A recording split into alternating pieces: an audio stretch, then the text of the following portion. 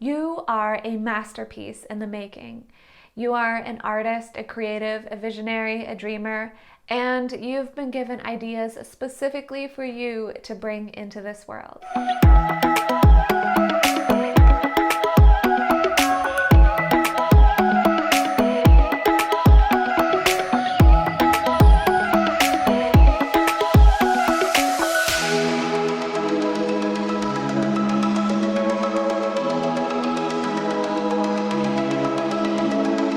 About 2 years ago, I hit an all-time low, and I was about to give up everything that I had created online. I was humiliated and ashamed, and I felt like everything that I had created was worthless. And I ended up reading this passage in a book called The Heart of the Artist that someone had actually given me 10 years ago, but I never read it then.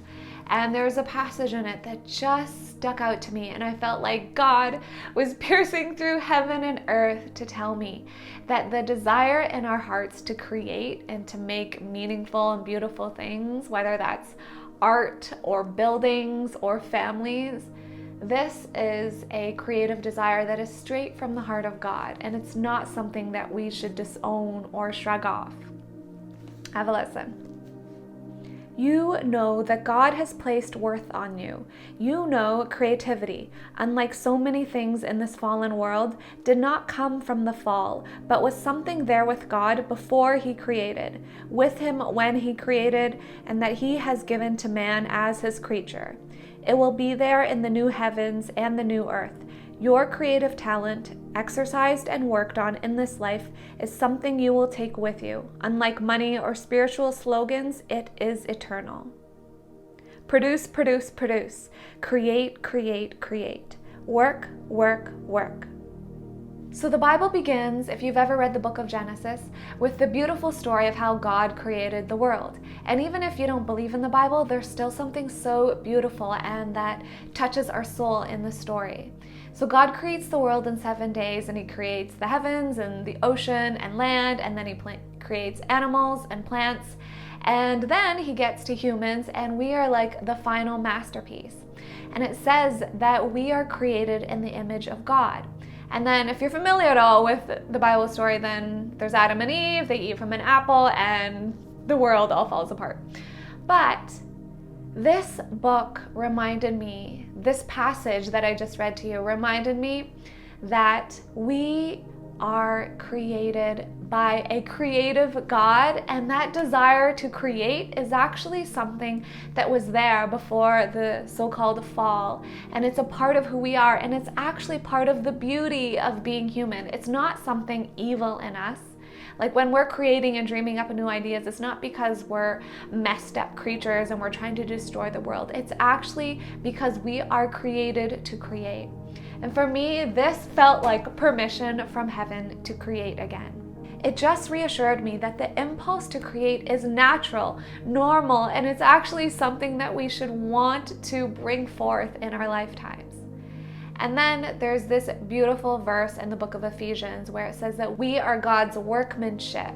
We are works of art created by the hands of God. We are God's masterpiece, depending on which translation you read.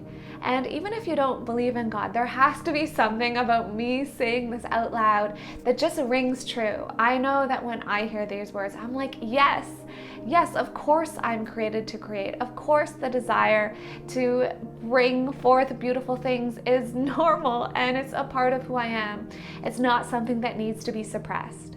So all of us are designed to create things.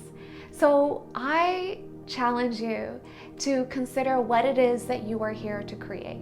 There's been a few paradigms in my life and ways of identifying myself that have helped me to understand the joy of creating. And these are the entrepreneur, the artist, and the employee.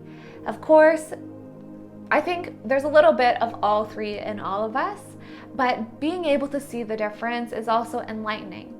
So when we look at an entrepreneur is someone that builds a business. They're usually big picture thinkers, and they love change, and this is definitely a part of me.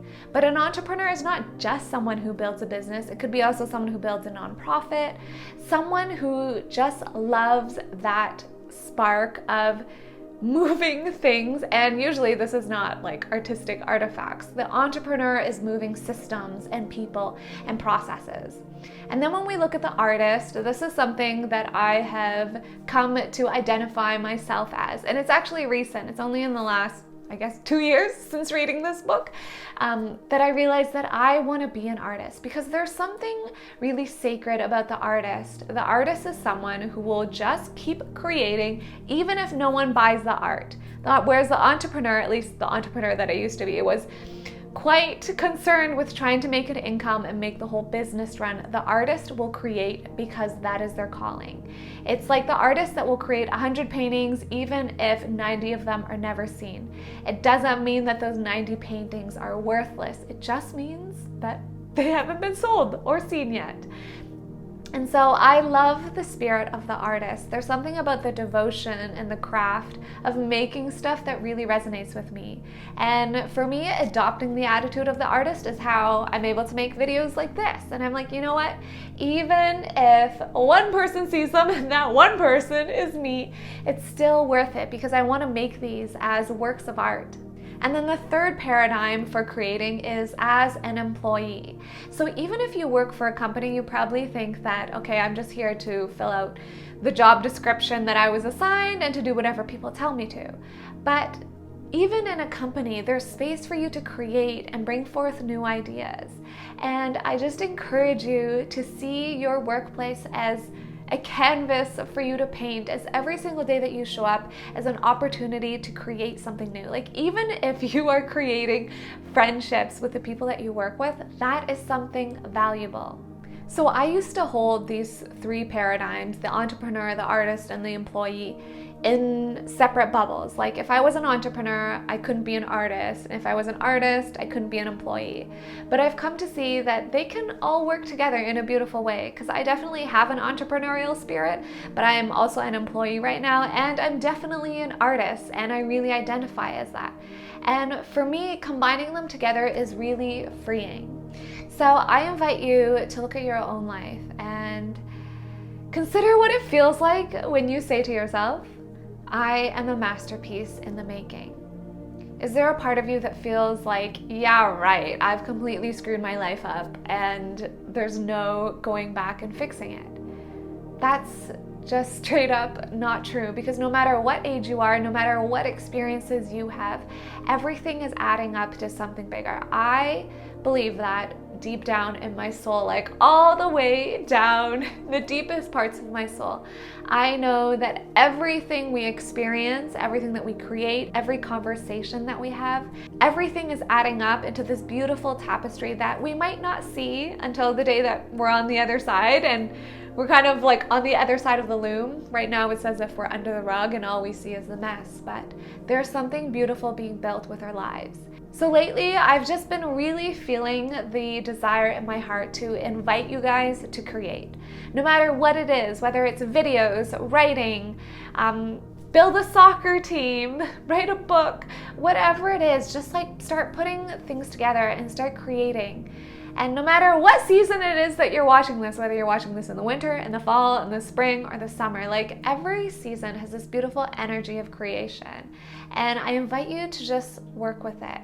And there might have been people in your life that put you down, that told you that you weren't creative, that, you know, that's just for the graphic designers and the filmmakers, but here, you're analytic, you're an engineer. But no, like every single one of us is creative. If you believe that we are made in the image of God and there is something sacred in every single one of us, then by virtue of that, you are created in the image of the ultimate creator. And there's like genius in you that just wants to come out. And sometimes I dream of a world, what it would be like if all of the people in the world started to wake up their genius. Like if all of us started coming together with solutions and new ideas and new opportunities. Like if we turned all of the focus that we put into complaining about things that are wrong, and I'm totally guilty of this as well, if we took all of that focus and we put it into like coming up with solutions, imagine what we could create. And we just live in a day and age right now where like we are connected through the internet. Like, it's incredible if you think about what it used to take to communicate with someone around the world. And I just know that there's so much opportunity. There's so many like new inventions that are waiting to be created. So I want to hear from you guys. What is it that you want to create? Even as I'm talking about this, like, what is the masterpiece that you're almost too afraid to tell people because it'll sound crazy? Here, I'll go first. One of the things I'd love to do is to build a media company. Some of you guys know my dream when I was young was to basically revolutionize the advertising industry, because I thought the advertising industry was the reason that there was consumerism and all kinds of awful stuff in the world, because advertising was brainwashing people. Now that's quite a simplistic understanding, and I know the world is a lot more complex now. But as I've sank my teeth into this 12-year-old dream and how it's propelled me to come onto the internet and to overcome a lot of my fears and produce media and put it out there and publish, I've realized that maybe, you know what, maybe I'm actually supposed to start a media company in my lifetime.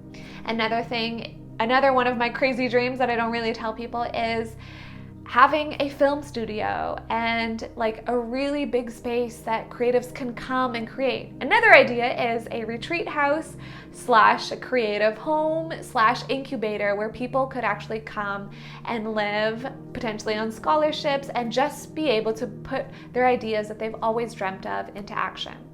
So these are some of my wild and crazy ideas. Whether or not they come to fruition in my lifetime is definitely not something I'm fully capable of doing on my own. That will be an act of God, and we'll see what happens. But I'd love to hear from you. Take a leap, write in the comments below what are some of the dreams that you have that maybe you haven't told people, but I promise you this is a safe space to share it. I'm here to cheer you on, and so are all of the people in our creative community. So leave us a comment below and tell us what your crazy dream is.